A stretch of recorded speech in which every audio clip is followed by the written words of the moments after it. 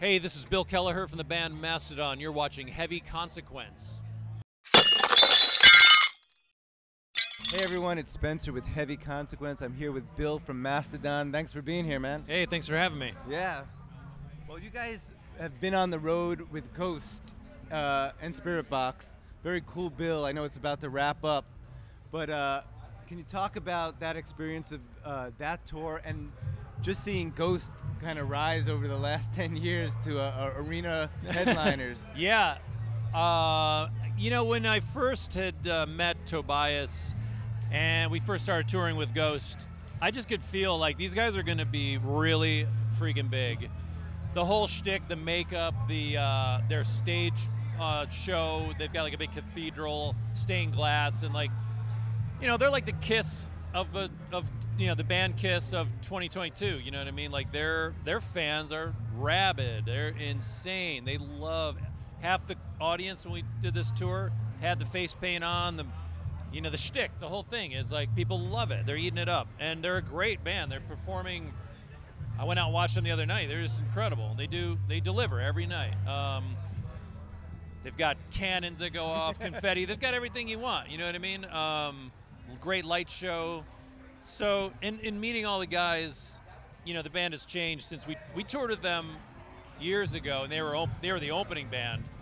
But I could just see like there's going to be a certain genre like of people who are going to really like this, and I could see them going far. And sure enough, when we got asked to do that tour, I wasn't at all surprised. I was like, wow, we're going to open for Ghosts, but we're in the middle. I mean, that's fine. That's cool. Yeah, big arenas, tertiary markets, and a lot of them sold out. Yeah. Big hockey arenas. It was cool. It was almost surreal, you know, playing such big places.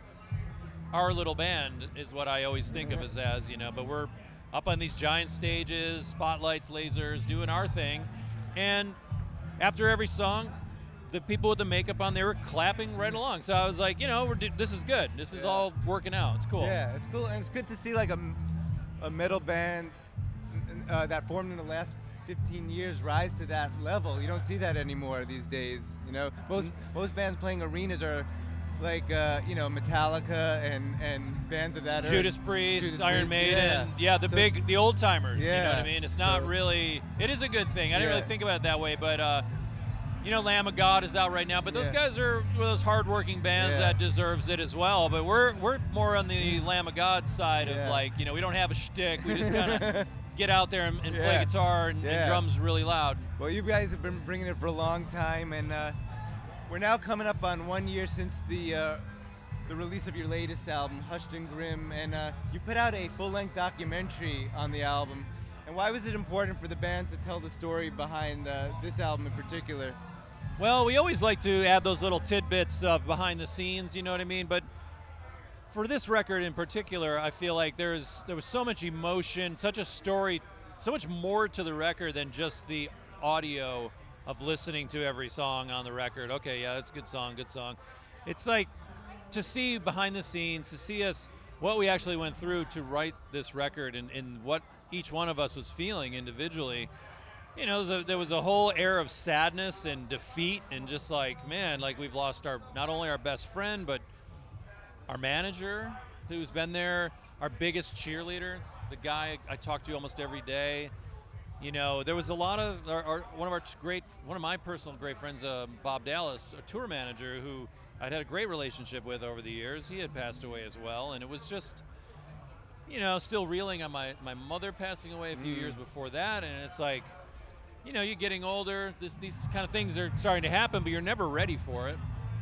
And it's just important for us to really convey that message of like, life is short, and like, just because we're in this band that puts records out and tours all over the world doesn't mean we're not human on the inside. And here's a window inside of our lives. You know, I built a recording studio about 2 years ago with my partner, and my dream has always been to have a studio where Mastodon can go and record and actually do a record there, and we did. And it was like, it was really good for us because creatively, we didn't have to stare at the clock the whole time, like, oh, we're only in here for like 3 weeks, we have to like budget this, budget that. It was like, let's just let the clock roll, man. Like, let's try every single avenue of every amp, every vocal pattern, whatever we want to do. Like, let's not leave any stone unturned. Yeah. So that just documented, you know, as much as we could, that whole process. And I think it's very important. There are people out there who want to see that, and people that might not know us so well might have a different opinion of us when they see the video. They're like, oh, wow, these guys are just normal dudes doing their thing, you know what I mean?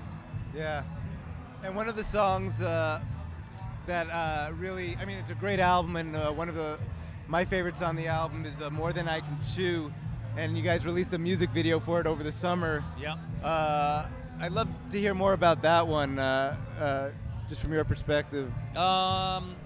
You know, I'm like the riff guy. I write most of the riffs. You know what I mean? Braun does a lot of the vocal patterns and vocal ideas, and you know, he and Troy do a lot of the lyrics and visuals and stuff like that. You know, I just really concentrate on the pounding riff. So the opening riff, I think I had that. It was one of the first things I'd written for the record, you know, and I just really had that first riff, and I kind of pieced a few things together, and I was like, is this too heavy, or is this like, what is this gonna feel like, you know? And it was a pounding, we wanted like repetition, you know, like, you know, I love punk rock, and just like the same like 4 chords over and over and over drilling in your head, but this is like a slow, like a sledgehammer just banging on your head, just bow, bow, and it's just real syncopated, and it's, you know, I love the juxtaposition of the heavy riff, but yet kind of like a more higher vocal pattern rather than just like screaming, because that's what you would expect, is like someone screaming over a heavy riff, right? Yeah. Like some of my favorite songs are in bands are like, you know, Soundgarden and Black Sabbath, where they're really low-tuned, heavy riffs, but the vocals are doing something totally unexpected. You know, they're not just growling and screaming. You know, we've come a long way from that, and we do try everything just to see how it works. But that whatever worked for that song, I feel worked best. Cool. And it's, you know, by the time we got to the end of the song, it's like it kind of morphs into this.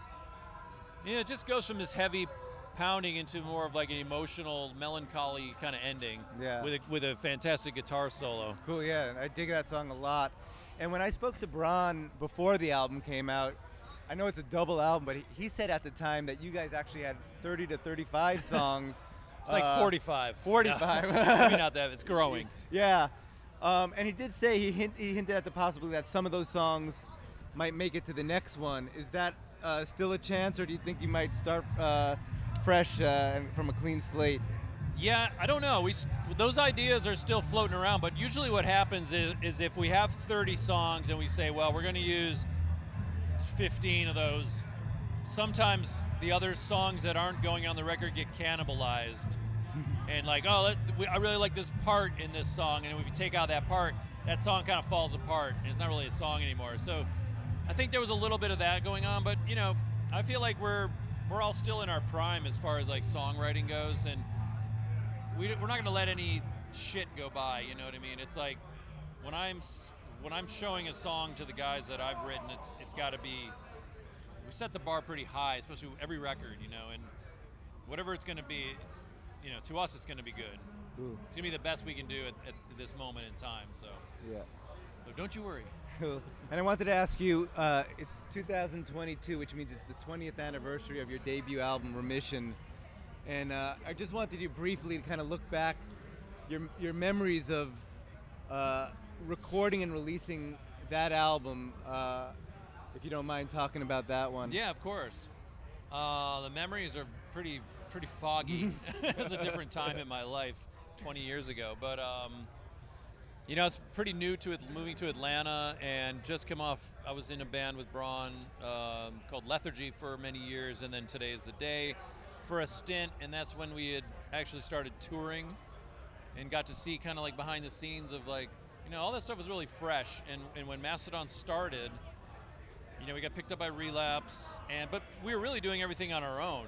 You know what I mean? Like fronting the money for recording, booking our own tours, you know, paying for our own gas and doing it. You know what I mean? There wasn't any, oh, here, we're going to cut you a check for everything. It wasn't like that, like I thought it'd be. Like, oh, when bands get signed, they get like a $500,000 check, right? I'm like, no, it's not like that. So I was fine with that. I was still working a job, you know, just started like, you know, getting the feel for playing with those guys, with Troy and Brent, you know, and Remission was, I just remember like writing a lot of it really quickly and recording it. We had to move a few studios because some of the studios we went into, like, some of the equipment broke, and we only had like a 3-week window, I remember, and Matt Bayless came to Atlanta to record it.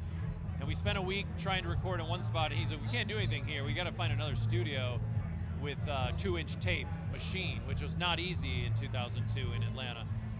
And I forget how we got around it, but we somehow recorded overdubs with Pro Tools or something. But it was kind of like threw a wrench in it. But I just remember being very excited of all the songs and material that we had.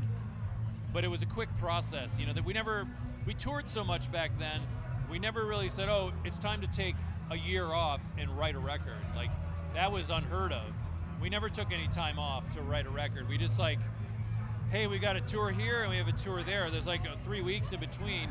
Let's go in the studio, you know. We had the songs, we had most of the songs and ideas, so it was just much different back then than how we approach writing a record nowadays. You know, now we actually have we're not so much under the gun, you know what I mean? Back then it was total chaos, but it's a reflection in the music for sure, because the album's very sludgy, and I'm not going to say it's not well produced or anything, but if we were to record that album again today by today's standards, it'd be much different.